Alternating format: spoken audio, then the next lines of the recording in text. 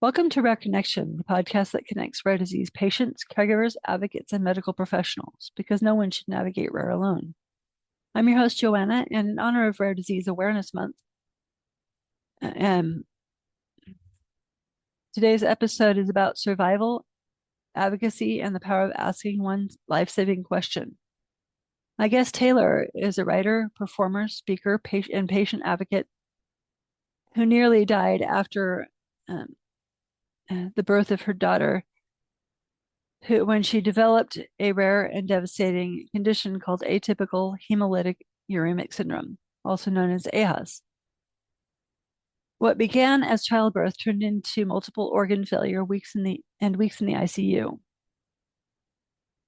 But miraculously, both Taylor and her daughter survived, and what Taylor learned during that experience reshaped not only how she approaches her own healthcare, but how she empowers others to advocate for themselves. You may have seen her viral Huffington Post article. I spent weeks near death in the ICU, asking my doctors to do this one thing that may have saved my life. Today, we're talking about what happened during the medical Today, we're talking about what happened during that medical emergency.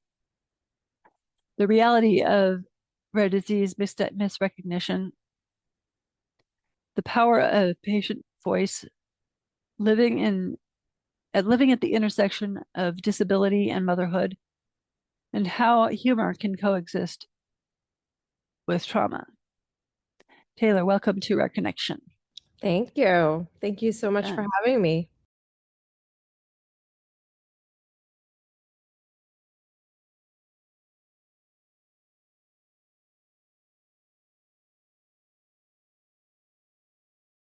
Can you walk us through what happened during the birth of your daughter?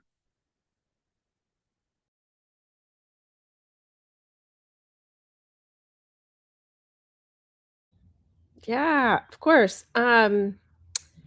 Well, any birth has its own wild story. And I was full term with my baby, and she was a week late.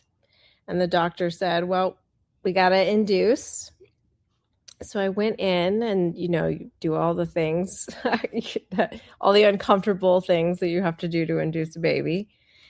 And about a day and a half into that process, they alerted that her heart was showing signs of distress. And at that point, I was pretty tired. And I said, well, I don't want to take a risk. So my team and we all decided that we would do a C-section. I had what a doctor would call an unremarkable C-section, meaning that it went fine. Baby was born. She was what's called sunny side up, so it means she was a little backwards. And so when they pulled her out, they exclaimed she was a girl, because we didn't know if she was going to be a boy or a girl. We left it to be a surprise. And I didn't even get to see her, really. They really wanted to check her out and make sure she was okay. And it's sort of ironic. I spent sort of this whole process worried about her. Oh, sorry. I have a dog. She barks every once in a while. Just my house dragon. I was worried about her. I didn't give one iota of thought, really, to my own health in this process. I'd always been a pretty healthy person, and nothing flagged during the pregnancy that would be an issue. But while they were checking her out and they were giving me some time to rest, I had one nurse on me, and I just sort of started to set off alarms. And initially, she sort of looked and she was like, well, they're very sensitive. So she came over and she turned them off, and then she went back to her computer. And all I felt was very, very tired. And the alarms went off again. And I just remember her face sort of sink into realization that this was actually like an emergency situation. Suddenly I was swarmed by doctors and medical teams. And they used this sort of almost like an iPhone scanner over my abdomen, and immediately were like, we have to rush you into surgery. My husband, I just grabbed my husband's hand and just said, I love you. I didn't even get to see the baby at that point. They sent me back into the sort of theater, the operation room, and they put me under general anesthesia at that point. And what they discovered was I was bleeding, and they had no idea how and from where. And they spent much of the night trying to save my life. Luckily, they did. But that was only just the first domino in a series of extreme dominoes that were to fall after the birth of my baby. That birth then triggering a disease. That disease was eventually my diagnosis, called atypical hemolytic uremic syndrome. There is some debate, though. There's a team of doctors who would like to change it to mine would then be pregnancy-induced complement-mediated thrombotic microangiopathy. So none of those roll off the tongue very easily. And essentially, the disease is started by the complement system. It's a part of the body I didn't even know existed until all of this. It overreacted, and it is very tricky in that it it ate up my platelets and disrupted my blood in such a way that it not only caused a bleeding disorder, but also a clotting disorder at the same time. So a highly, highly violent and dramatic situation that led to multiple organ failure and a really challenging battle for survival.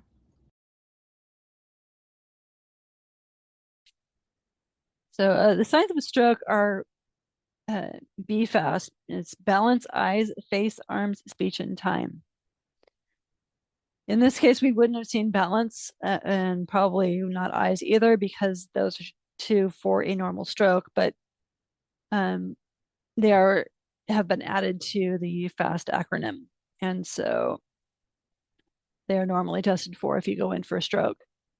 But the face will droop with a stroke. Sometimes your arms, you won't be able to lift them. Also, your speech, you'll talk like a drunk person. And lastly, time. And it's time to get to the hospital. So you have a limited amount of time to get to the hospital, and where they can stop this inside the hospital if you get there quick enough. So it's always recommended that you call 911.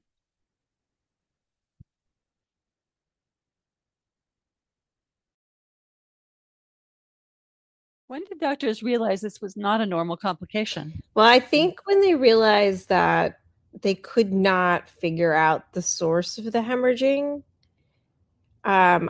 in that night, I think, not to say that hemorrhaging is, a commonality, but I could tell that my doctors knew by just the chaos of what was happening and the rapid nature of it.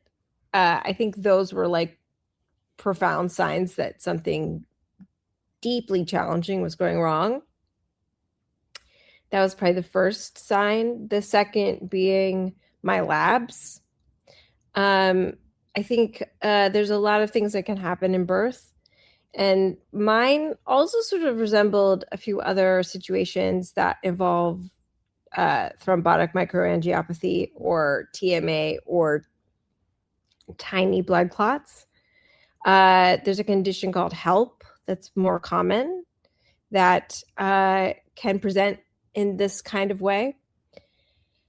But help usually resolves after the baby is born. And so I was not getting better. I was actually getting worse. I had a doctor look at my kidney labs and look at my blood labs and sort of say, it was actually my nephrologist who was like, something is very off with this patient. And luckily that person flagged that a hematologist should get on board in my care. And luckily for me, that hematologist checks their messages, checked his messages on a Saturday morning or breakfast. I probably wouldn't be talking to you otherwise. The miracle you're even alive. It is, and I don't think I don't know it. I'm very lucky. So did you need any kind of transplants? Well, that's a good question. I am technically on a transplant list, but what happened to me was I had total kidney failure. I was on constant dialysis. If anyone's familiar with that, we're like you're not allowed off the machine. But luckily, it was a long road. I eventually was able to do what we would call like outpatient dialysis, where you go to like a DaVita, and after 9 months of medication and treatment, I am one of the 1% to 2% of people that was able to graduate from dialysis without a new kidney. So right now I have over the past 3 years, I still show very, very conservative, very slow, but predominant kidney healing, which is pretty honestly unheard of. Like it is also a miracle. Oh.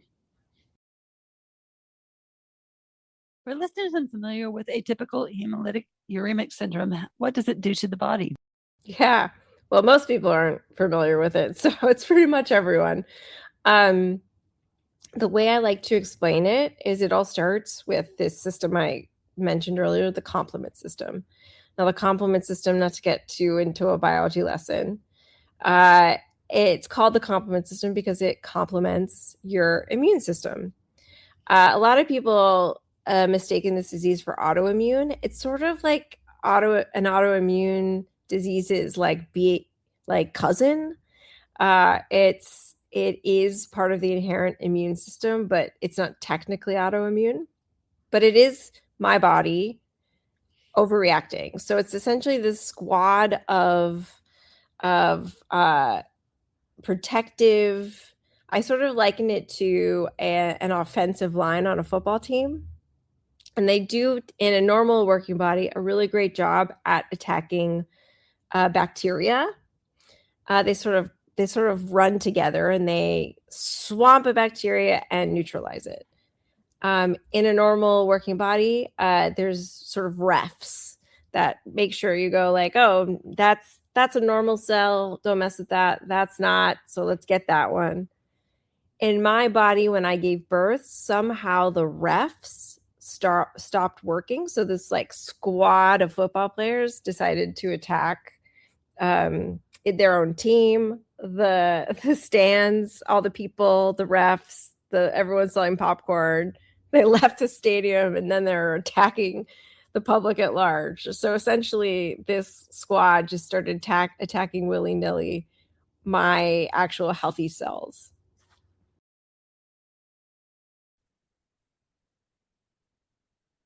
What does multiple organ failure look like to a patient? Doesn't look good. It looks pretty bad. It's for me, it was not waking up from anesthesia. It was a lot of time in the ICU. It was a lot of time on dialysis. It's very scary. It's very scary. And even recovery is not always very linear. So, you take 3 steps forward and 2 steps back all the time. It's a frustrating, scary process that you don't know if you will survive. So, what does it look like? It looks really scary. I mean, we always had hope, obviously, that I would survive. There were several times where I was rushed to the ICU. I'd get better and get worse. I'd stop breathing, or have kidney, like a uremic episode, or whatever. Like it was a roller coaster. It looks like a really scary roller coaster where you're not sure if at the end you're going to actually get off the ride or tumble into the ocean and not make it ever back to the carnival. That'd be scary for both you and your team of doctors. I had a lot of doctors. I had about 20 doctors, and they really, they were scared. They were scared. Lots of stories from my doctors about, they'd be driving home from work and getting an alert and having to turn around on the freeway, getting off the freeway, getting back on, going back to the hospital to help me. They were on the ride with me for sure. What was the one thing you asked your doctors to do? Well, when I was in the ICU the third time in like 2 to 3 weeks, I was brought in a coma. They put me in a coma because they were just like, we're going to give this girl a timeout. She's really fighting and it's really bad. And so maybe if we just put her in an induced coma, we can get some more recovery. I know when they did that, like, one called my husband and was just like, I don't know if we're putting her in this coma and we're not sure if she's going to come out. But when I did wake up from that coma, I would say I came back a bit of like a changed person. I felt like I was pretty passive in the experience up until that point. And I remember having all these doctors and I tell you, like I said before, they were fighting for me and I knew it. But I could also tell had been a project manager at work before, and I could also tell when a team isn't always like communicating as effectively as they should, or maybe they need a system to I would get worse sometimes before anyone could read my chart. Something new would be happening, so I needed my team to be more organized and more cohesive and come up with a plan. And they needed to do it together, because when you have multiple organ failure or multiple systems, you have like so many specialists, and if they're working in a silo, it's really hard to make progress. And I had luckily one fetal maternal medicine doctor who heard me, took all of my doctors and put them on one communication chain. And they together came up with like sort of a strategy with how they would handle my care. And from that moment forward, that was the last time I was in the ICU. They were able to come up with a strategy, because I would say I had very complex care, not only in different organs, but because, for example, I had a clotting disease and a bleeding disease. I also had, by that point, severe sepsis and pneumonia, but I needed an immunocompromising drug to survive. And so they had to figure out, like, okay, well, she can't die of sepsis. We can't keep giving her a drug and have her die of an infection. They were like, okay, we're going to strategize now. Like, we're going to treat the infection, and then we're going to treat the underlying disease after she recovers from that. And they really developed a way of communicating that was much more productive and effective, thank goodness. And I think my survival is part of that journey. Stay with us. We'll be right back. Hypophosphatemia is often underrecognized, but the downstream consequences, such as osteomalacia, fractures, and functional decline, can be substantial. To our listeners, the single most important actionable message today is to check aphosphate. It's not on the typical chem panel, so you have to order it when the story fits.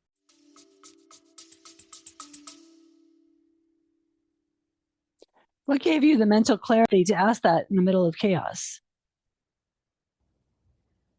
I think I just started, when I came out of my coma, it was like, and I don't know, maybe I'm not allowed to swear here, but I had no more F's to give. Like I was like practically dead at that point, right? And I was like, I'm just going to say whatever it is I want to say at this point. And to be fair, they were really moved and like emotionally rooting for me, right? Like when I came out of that coma, like they were so excited that I was alive. So many of them were really truly like invested so much. And so I just was like, at that point, I'm just like gonna say what I think and advocate from this position, and because I need to get home to my baby. I cannot die right now. Like I'm not going anywhere. So I need you all to get on board.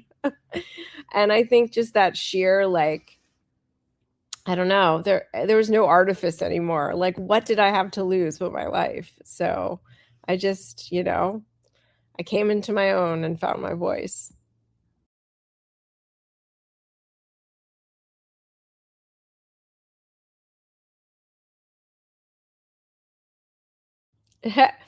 They don't often have to work together quite as much as they did with me. Multidisciplinary care is really tricky, but it's so essential that they communicate with each other.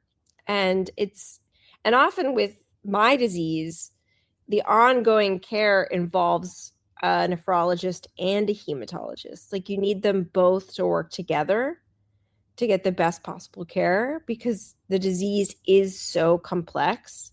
It's so complex, they're actually thinking that it might actually not be one disease, but also like a series of diseases, sort of like cancer. There's many kinds of cancer, but it's all cancer. They're actually thinking that this disease might be kind of like that there's all these different versions of it. So it's very complicated, and no two people with aHUS are exactly like either. So you need more heads are better than one, frankly, also in healthcare. And if you can get them to work together, you have a really, really, I think, a stronger case for survival.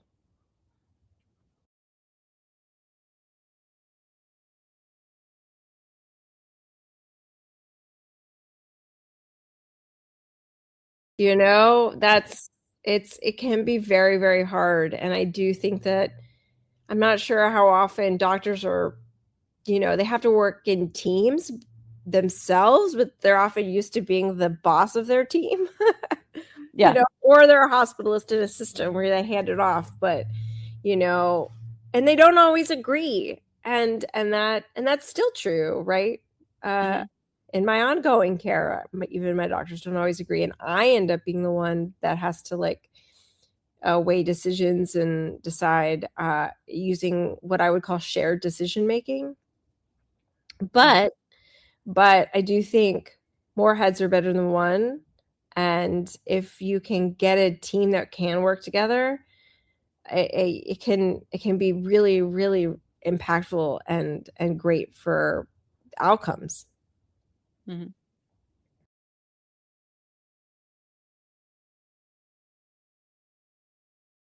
Do you think patients are often afraid to speak up?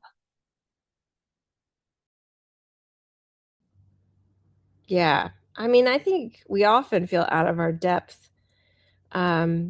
because it's complicated, especially for me. I was like, it took me like weeks to even figure out or understand how my disease even worked. But I think the thing we do know is our own experience, and we do know our own bodies. For example, there was a period when I was showing signs of uremia, but my labs were still in a range that seemed stable to them. But to me, they were not. I was having a hard time. I was having some aphasia and having some difficulty, like seeing what was real. Like I was having some, I don't want to say them, call them hallucinations, but it was almost like my brain was skipping. Like I would see scenes happen again. Like if a nurse came in, sometimes I would see her come in another time. It was very confusing. They called it confusion, but I was like, this is deeper than just confusion. I'm literally seeing it happen again. And I remember trying to warn my doctors as like I was having these symptoms. And I get it. Like you can feel very uncertain, but I do think we know our bodies. And I often tell people you're the expert on you. You may not understand like what a protein is, but that doesn't mean you don't know your own experience or when something's not normal. And so don't be afraid to be part of the team and share your experience, because you and your experience are so important. You're an important piece of the puzzle. What advice would you give to people who feel intimidated in medical settings? I would say you're normal. Like that's very normal. But to also know that like it's okay to speak up. Always sort of speak up with I would say how do I put this? You don't want to like they will label you a problem patient if you're aggressive or too angry. Like they're really like they're overworked and stressed, and as soon as you sort of push back in a negative way, it can be very difficult. But if you come from a place of what I would always say, curiosity, asking questions, never be afraid to ask a question. I always say like people ask questions, get answers. And so even if you feel uncertain about being in that space, or you feel like something's wrong with your body, you can always pose it as a question. Like, oh, I'm feeling this. What could be the reason for that? Or, oh, this is new. What do you think it's part of what's happening? Or posing it as a question can sometimes feel like a little less challenging to a medical team. But I think you have to contribute, and also feel free to use your voice when you feel like you are feeling better or if something's working. Like you and your experience matter in the process. So I know it's scary, I know it's intimidating, but it is important to be a voice in the room. Your background in comedy shape how you coped in the ICU? I mean, I mentioned before I was a project manager, so it was like able to. I'm used to working with teams, and I can tell when a team isn't fully like talking to each other. So that helped for sure. But I think we all have backgrounds that can help us in these situations. It just, in one way or another, our life experience can often inform us when we're put in a challenge.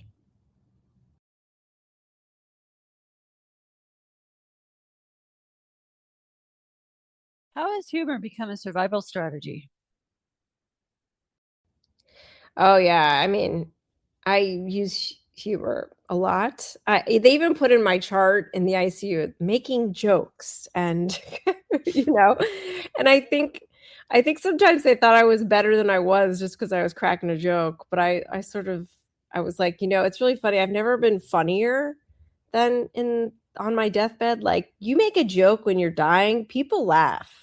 Like it's pretty funny how like every joke lands when you're almost dead. But I do think for me, like if there's a joke to be made, I will make it. That's just my personality. Maybe it's because I'm Irish. I don't know. But I think it's a way I see the world. You know, I try to find the humor in situations. It doesn't mean I make light of the situation. It just means that humor is a way of coping. It's a way of seeing the world. And it's a way of trying to, I don't know, survive an unbearably scary situation. Like if you can find humor in a dark place, you kind of take your control back in a strange way. So I always say, you know, if you can make a joke, if you're dying, make a joke because people will laugh. What does it mean to hold both trauma and laughter at the same time?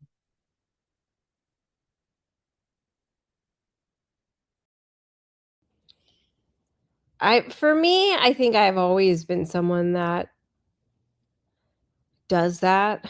And I would say I'm not alone.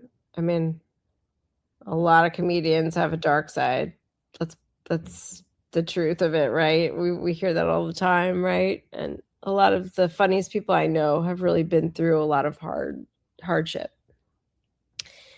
And I think there is something about taking the scariest parts of us and being able to look, I mean, I think a lot of humor is both surprise and connection. Like we find it funny because it either surprises us or it's like something we like deeply understand.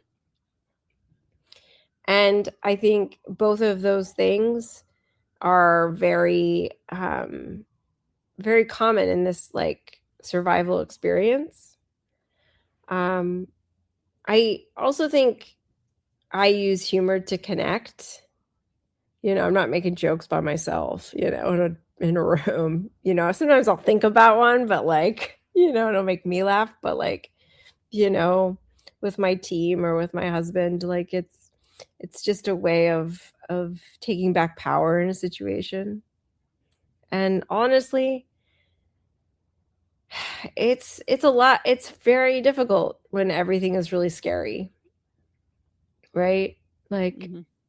if you can find a way to, you know, like I like one of the things I would talk about is my dialysis machine, my constant dialysis machine. It sounded like it would say live or die, live or die, live or die, live or die, live or die. And I was like, I have to listen. It's like all I would hear from this machine. And then I mentioned it to the residents because I was like, is it just me or does this sound like the machine is saying live or die? And they were like, now we can't stop hearing it. They're like in the ICU, whenever we see this machine, that is what it sounds like. Live or die, live or like, it was just like, and just like those kinds of observations, you know, it's like both very truthful and really honest and raw. And like if we don't just call out that situation, like in the ICU too, like I would try to distract myself and I didn't want to watch content that was like sad. I looked for a comedy, you know, like I was like, I want something that isn't scary. So I ended up watching like Bill and Ted's Excellent Adventure. Like when I thought I was scared I was gonna die, like I was like, yeah, I'll take a cute Keanu Reeves and a silly premise. Like this is much, I don't know, nothing else felt right. You know, I just wanted to lean into humor. It just felt like a cozy, warm blanket. How did becoming a mother and becoming chronically ill happen simultaneously?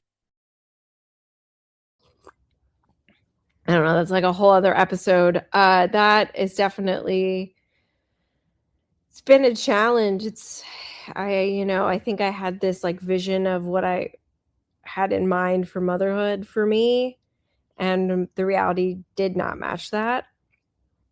And it took a lot of therapy and postpartum and antidepressants and healing and patience and time. I mean, I couldn't even pick up my baby for a really long time, and holding her hurt, because of everything happening. Like, even just holding her for a long period of time was difficult. But and I'll always mourn that. I'm not going to pretend that I overcame that. I will mourn her early days for as long as I live, I think. I didn't get to have the mom and baby experience that everyone sort of gets when they have the baby, in a typical situation necessarily. But I'm atypical, and I had to mourn the dream of it to also start to face the reality of it. And there's a lot of moms who are amazing moms who do this atypically. And it doesn't make them less amazing mothers. I sort of had to sort of reframe my ableism around that. And I would say, I don't think she feels like she missed anything. She's doing great and thriving. And for me, it was a process I had to sort of come to terms with. And I'm glad that I did. I think it's never easy, I think, being a mom. I think it's experience that no one's quite sure how, especially on the first round, like, you don't know quite how you'll feel or how that will go. And I just had like a lot of extra challenges with that. But it really, I think, made me a better mom in the end. And that's something I don't think I would have. I didn't really anticipate that. Like, I'm just probably a more patient mom, we don't sweat the small stuff. She's got a different rhythm a bit. And I think I'm really proud of her in the end, because she's a really friendly kid. Her first word was hi. We had a lot of caregivers and helpers, and they taught her how to love just as much as I did.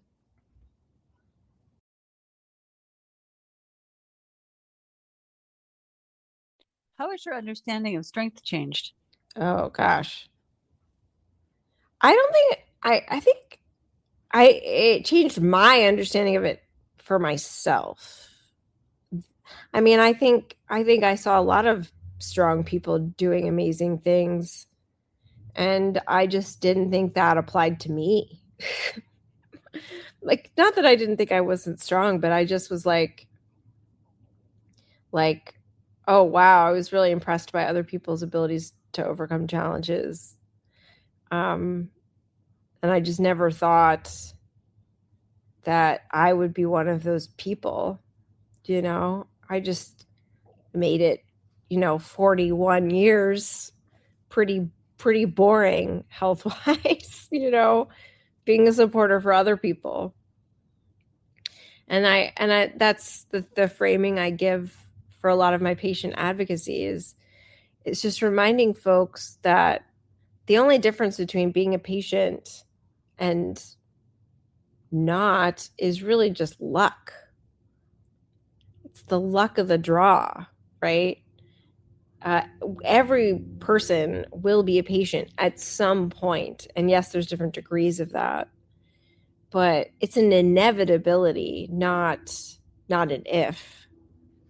And I think that's something that I realize, that, we're all going to face physical challenges, and just, it's the luck of the draw,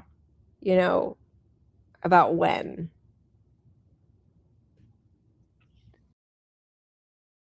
What does adapting to disability look like in real life? Not inspiration, but logistics. Yeah. I mean, well, first of all, I had to confront not, as I mentioned, a ton of internalized ableism. Like I felt like I was a supporter, but it was really, really, really hard for me. I didn't want, I couldn't, I was bad at it logistically. I was terrible at it. Down to the point where like I didn't get a placard. And I couldn't walk. And I just didn't do it. Like, and I was like, honestly, like I was terrible at that. Maybe I needed more support, but I just, my first flight, I got, the personnel on the plane like threatened to kick me off because I was asking for accommodations. At that point, it was an invisible illness, so I had my port, but it was hard to see, and I had been in the ER the day before, and I needed all these accommodations, and I did it. I tried to ask for them, and they did not give them to me. And then I got frustrated, and I didn't have a doctor's note because I was not good at this. And then they threatened to kick me off the plane. I'm holding a baby, and they threatened to kick me off the plane. That's how bad it was.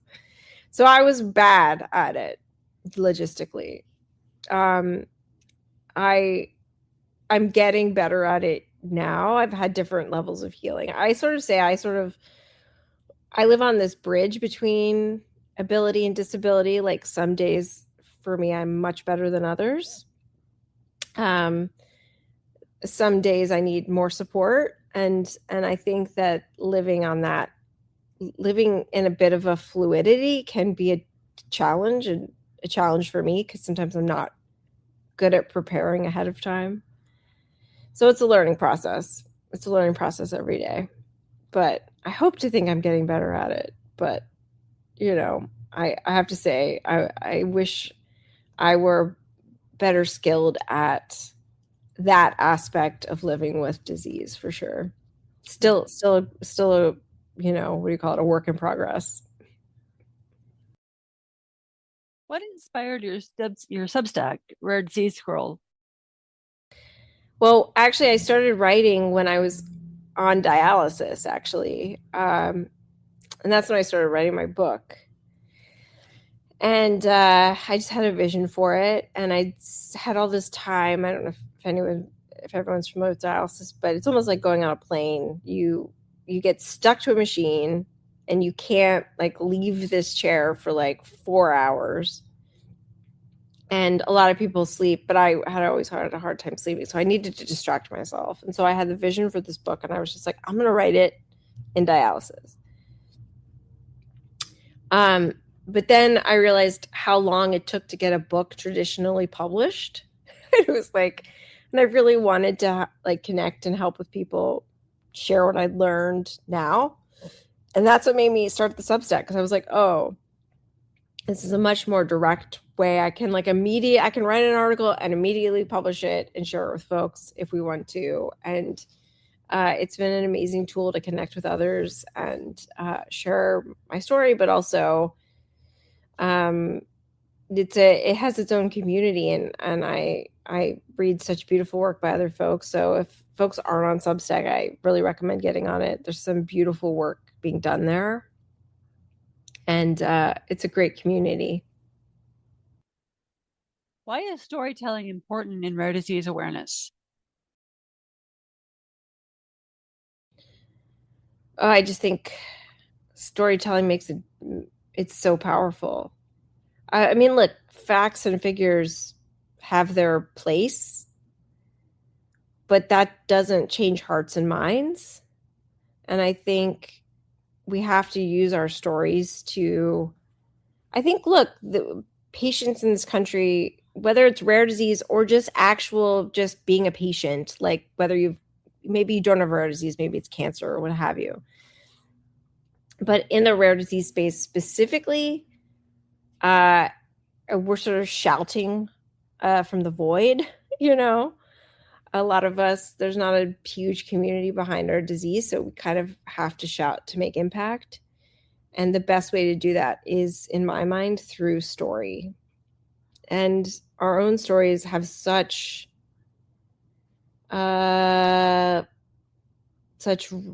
richness and truth. And if we can get people to care, hopefully we can continue to raise money for diagnostic tests and advocacy and all the things that rare disease patients need and are waiting for. Only 5% of rare diseases have a treatment.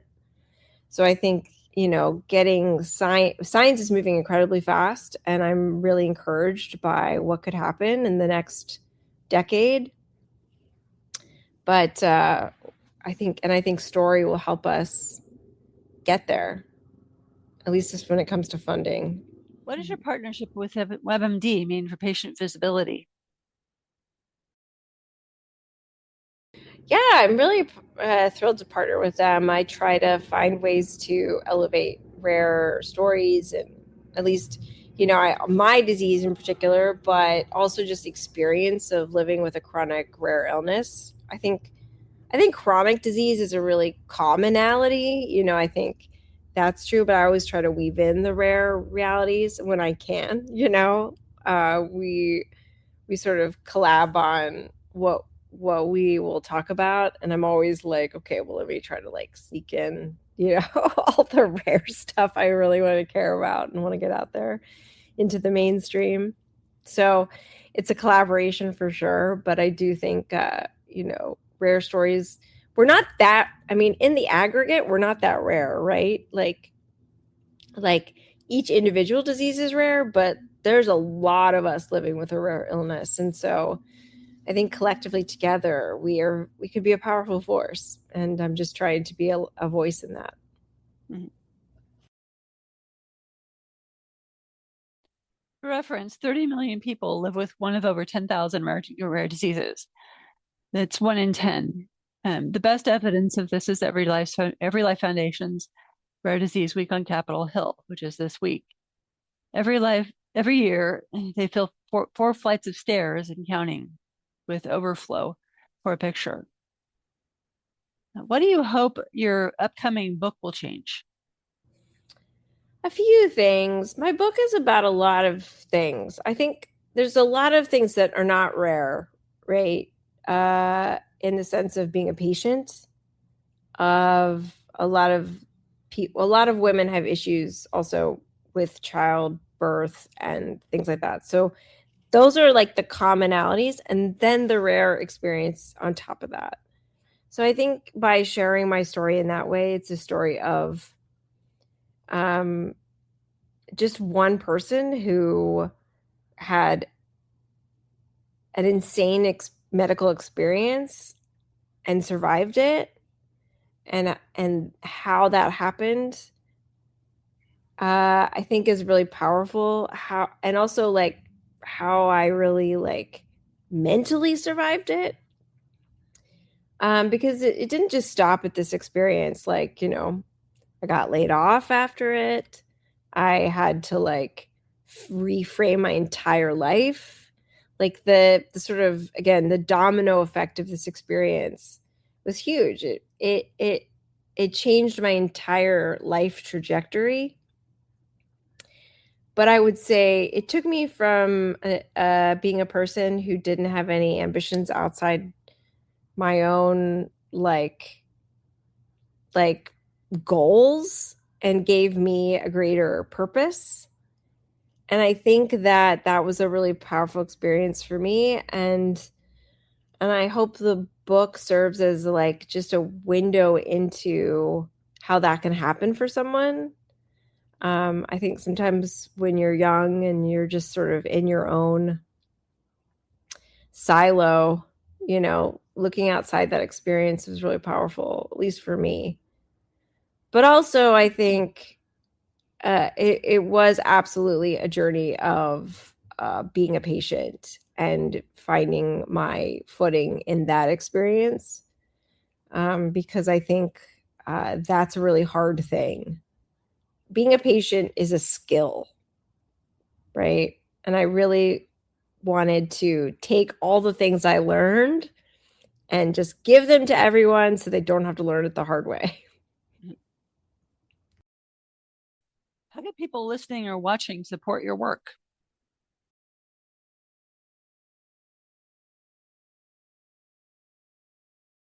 Yeah, please come see me on Substack. I would love, come say hi. I'm also on Instagram at Taylor Coffman Made and TikTok. You can find me on TikTok, talking to the screen, trying to make this world a better place. Find me there. Come say hi. I think, supporting me in those places helps support an eventual book and all those good things. So please connect with me. And I want to hear other people's stories too. So, share your story with me. And I just want to help patients and help advocate for rare disease, and do what I can. And a lot of that is connecting with others and creating community. And that's really important to me. Mm-hmm.